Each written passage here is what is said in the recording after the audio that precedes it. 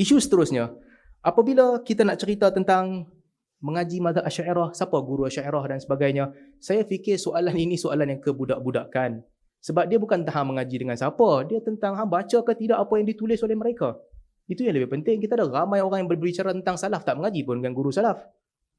Kita ada ramai orang yang mengkritik Karamiyah, guru Karamiyah, siapa saya pun tak tahu, tak ada pun, tapi pam-pam kita kritik.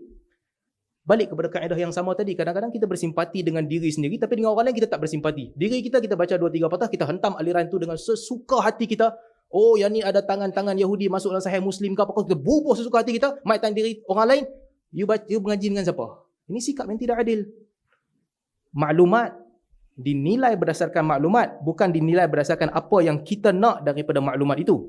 Seterusnya, yang seterusnya saya nak sebutkan, apa yang saya sebut dalam podcast saya dan sebagainya, bukanlah maksud saya nak mengatakan Asy'ariyah terkeluar daripada Ahli Sunnah wal Jamaah. Itu bukan maksud saya, dan saya ulangi berkali-kali di mana-mana pentas. Asy'ariyah, Maturidiyah masih lagi dalam ruang lingkup Ahli Sunnah wal Jamaah. Cuma saya nak tekankan bahawa salaf tidak memahami dengan cara itu. Salaf tidak memahami dengan cara itu. Dan yang kedua saya nak tekankan, yang paling mudah untuk orang awam adalah sebagaimana yang difahami oleh para salaf. Itu yang saya nak tekankan. Asy'ariyah musbiti sifat. Pada saya mereka adalah Ahli Sunnah wal Jamaah. Tapi apakah pemahaman salaf begitu? Tidak. Dan saya bertanggungjawab untuk jelaskan. Sebagaimana kita nampak simplistiknya pemahaman salaf sangat mudah untuk diikuti dan firm, solid. Allah ada sifat-sifat Allah Subhanahu Wa Taala, dan Allah mendengar. Bila Allah kata Allah dengarlah. Bila Allah kata Allah lihatlah. Bila Allah kata Allah berbicara dengan kamu di akhirat, kalau Allah berbicaralah. Bila Allah hancurkan kesemuanya, tidak ada apa yang tinggal, Allah bertanya limanil mulkul yaum, Allah lah yang menjawab lillahil wahidil qahhar. Itulah yang difahami, firm dan solid. Tapi saya terpaksa menjelaskan bahawa mekanisme Asy'ariyah berbeza-beza. Di sini ada mekanismenya dan di situ ada mekanismenya. Saya bukan nak kata dia keluar daripada Ahli Sunnah wal Jamaah, tapi kita kena berlaku adil. Kalau ingin mencari pendirian yang solid, maka telah tentu itu adalah pendirian salaf. Dan kalaulah ada rakan-rakan Asy'ariyah yang terasa hati dengan penjelasan saya minta maaf kalau tuan-tuan terasa hati. Tapi yang saya ceritakan, itulah mazhab Asy'ariyah. Itulah yang disebut oleh Al-Imam Ar-Razi rahimahullah, perbahasan yang sangat mendalam dalam bab itu. Dan itulah yang ditakrirkan oleh para a'immatul Asy'ariyah apabila mereka menyebut tentang ta'alluq tanjizi hadis adalah mujarrad idhafah.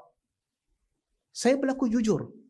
Kalau tuan-tuan marah dengan saya minta maaf kerana kesalahan, kemarahan itu. Tapi saya telah bercakap apa yang ditulis oleh kitab-kitab. Kalau ingin membantah, bantahan mesti datang daripada kitab untuk menunjukkan, tak, bukan yang macam kamu faham. Dia ada wujudnya. Kena bawa daripada kitab lah. Tak bolehlah kita bantah semata-mata, hang tak erti mazhab Asy'ariyah, hang punya pemahaman salah. Itu seterusnya. Dan yang terakhir saya nak tekankan bahawa perbezaan ini tetap akan ada. Saya selalu tekankan dalam mana-mana dialog sekalipun. Akhirnya macam mana kita menguruskan perbezaan, itu yang lebih penting. Apabila orang mengkritik kita, kita akan jawab kritikan itu. Tapi tahapnya di mana? Jangan kafirkan orang. Jangan sesatkan orang mudah-mudah. Jangan keluarkan orang daripada ruang lingkup Ahli Sunnah wal Jamaah. Ini manhaj yang saya pegang dan saya konsisten bersama dengan manhaj ini. Saya tak minta untuk dialog ini dilaksanakan. Saya tak minta pun. Saya cakap dalam podcast, itulah kali terakhir dan pertama saya cakap tentang isu ini. Sahabat saya Ustaz Faiz yang kata saya fitnah. Sedangkan itu mazhab kamu. Sahabat saya Ustaz Faiz lah kata yang dia bersedia untuk berbicara dengan saya, dan akhirnya majlis ini berlaku, alhamdulillah. Dan kita harap bila kita keluar daripada majlis ini, tidaklah kita terputus silaturahim ke apa-apa. Dengan perbezaan ini mungkin boleh diuruskan sebagaimana kita uruskan perbezaan-perbezaan lain. Dan penutup, sekali lagi saya tekankan bahawa akidah orang awam ni, akidah salaf. Orang awam dia memahami secara solid daripada nas. Itulah yang ditekankan oleh para salaf. Wallahu ta'ala a'lam. Assalamualaikum warahmatullahi wabarakatuh.